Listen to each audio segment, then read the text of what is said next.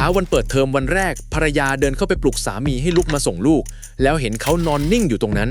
วินาทีนั้นเธอยังไม่ได้ตกใจอะไรเลยกลับกันคือเกือบจะขำด้วยซ้ำเพราะผู้ชายคนนี้ชอบแกล้งหลับใส่คนในบ้านจนกลายเป็นมุกประจำตัวเรื่องของเรย์แมคโดนัลด์ที่จากไปในวัย 49 ปีเมื่อวันที่ 19 สิงหาคมตอนนี้มีรายละเอียดชุดใหม่ทยอยออกมาจากปากคนในบ้านและจากเพื่อนซีที่รู้จักกันมาครึ่งชีวิตและรายละเอียดชุดนี้เนี่ยแหละครับที่ทำให้คนฟังจุกกว่าเดิมเพราะมันไม่ใช่แค่เรื่องคนหนึ่งคนจากไปกระทันหันแต่มันคือเรื่องของนิสัยเล็กๆนิสัยหนึ่งที่กลายมาเป็นสิ่งที่หลอกความรู้สึกคนข้างหลังในวินาทีสุดท้ายแล้วยังมีสายโทรศัพท์อีกสายหนึ่งที่คนปลายทางรับแล้วเข้าใจไปคนละเรื่องกันเลยเดี๋ยวผมจะเล่าให้ฟังว่าเขาเข้าใจว่าอะไรเริ่มจากลำดับเวลาก่อนนะฮะใครที่ตามเรื่องนี้อยู่คงจำได้ว่าภาพจากกล้องในบ้านจับได้ว่าเขาฟุบไปตั้งแต่ช่วงเที่ยงคืน12 นาทีแต่เช้าวันนั้นมันไม่ใช่เช้าธรรมดาของบ้านหลังนี้มันคือเช้าเปิดเทอมวันแรกของลูกชายที่เพิ่งขึ้นชั้นป .4 ปกติคนเป็นพ่อจะเป็นคนขับรถไปส่งเองคุณแม่แหม่มสริญญาก็เลยเดินลงมาปลุกประมาณ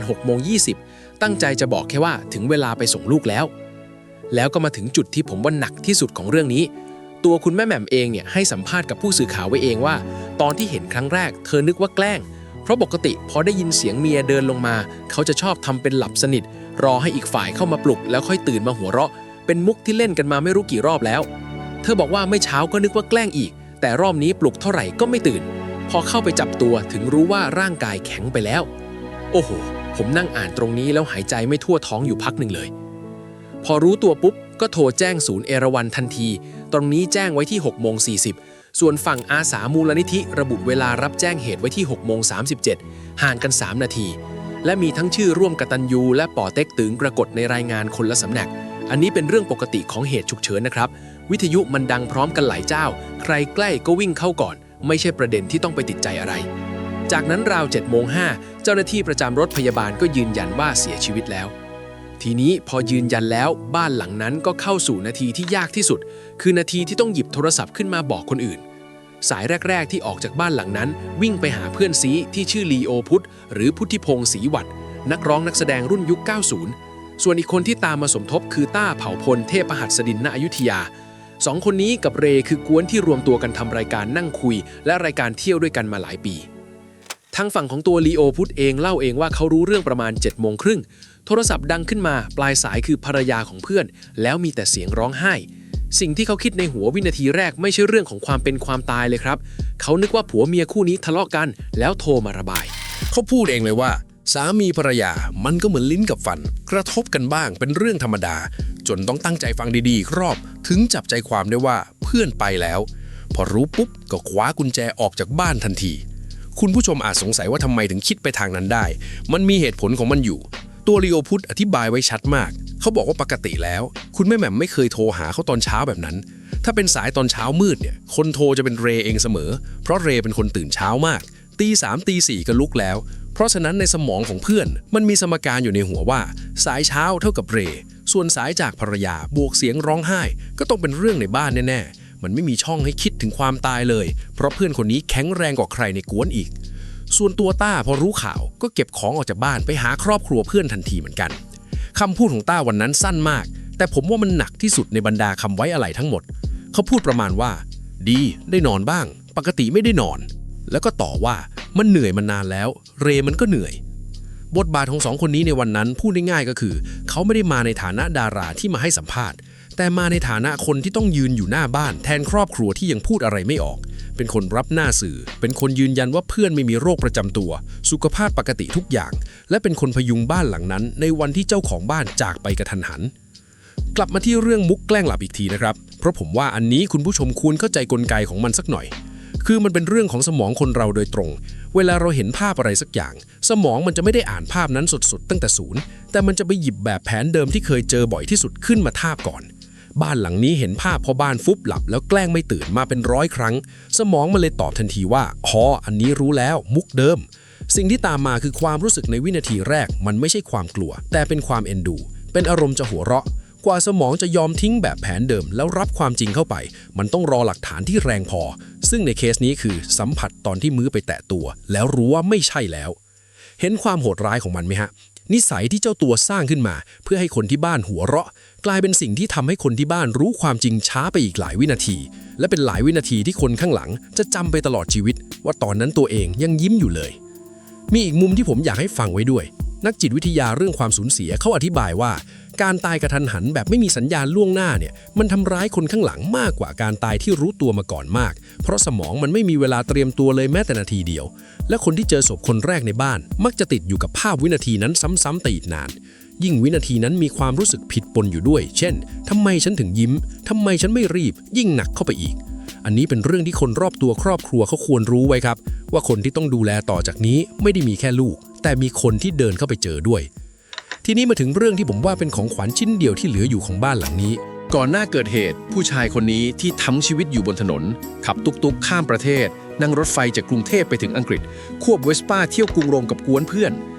จู่ๆเขาเบรกตัวเองลงหยุดออกทริปแล้วเลือกอยู่บ้านใช้เวลากับลูกกับเมียเต็มๆคนใกล้ตัวเล่าตรงกันว่าช่วงหลังเขาอยู่บ้านมากกว่าปกติคุณผู้ชมครับในเมื่อวันนั้นไม่มีใครได้สั่งเสียไม่มีใครได้ร่ำลาสิ่งที่เด็กป .4 คนหนึ่งจะเหลือติดตัวไปตลอดชีวิตมันก็คือกองความทรงจำก้อนสุดท้ายที่พ่อทิ้งไว้ให้นี่แหละและโชคยังดีตรงที่ก้อนสุดท้ายของเด็กคนนี้ไม่ใช่ภาพพ่อลากกระเป๋าออกจากบ้านไม่ใช่ภาพพ่อคุยงานทางโทรศัพท์แต่เป็นภาพพ่ออยู่บ้านอยู่ตรงนั้นจริงๆนักจิตวิทยาเด็กเขาบอกว่าเด็กวัย 8-9 ขวบเนี่ยเริ่มเข้าใจแล้วว่าความตายคือถาวรไม่ใช่การไปแล้วเดี๋ยวกลับมาเหมือนเด็กเล็กแต่ยังไม่มีเครื่องมือทางอารมณ์พอจะจัดการมันสิ่งที่ช่วยเด็กกลุ่มนี้ได้มากที่สุดคือความทรงจำที่จับต้องได้ที่เล่าซ้ำได้ที่มีภาพมีคลิปให้ดูได้ซึ่งบ้านนี้มีเยอะมากเพราะพ่อเขาถ่ายเก็บไว้ทั้งชีวิตอยู่แล้วคลิปสุดท้ายในช่องของเจ้าตัวก็ยังเป็นคลิปร้องเพลงเล่นๆส่วนข้อความสุดท้ายที่โพสต์ไว้ในโซเชียลก็เป็นข้อความสั้นๆแค่ว่านัดเพื่อนคลองตันสั้นแค่นั้นเลยเป็นข้อความของคนที่กำลังจะไปกินข้าวกับเพื่อนธรรมดารวมความแล้วก็คือครอบครัวนี้ไม่ได้คำร่ำลาแต่ได้ช่วงเวลาก้อนสุดท้ายที่ดีที่สุดเท่าที่จะเป็นไปได้โดยที่ตัวเจ้าตัวเองก็ไม่รู้ว่ากำลังเก็บมันไว้ให้ใคร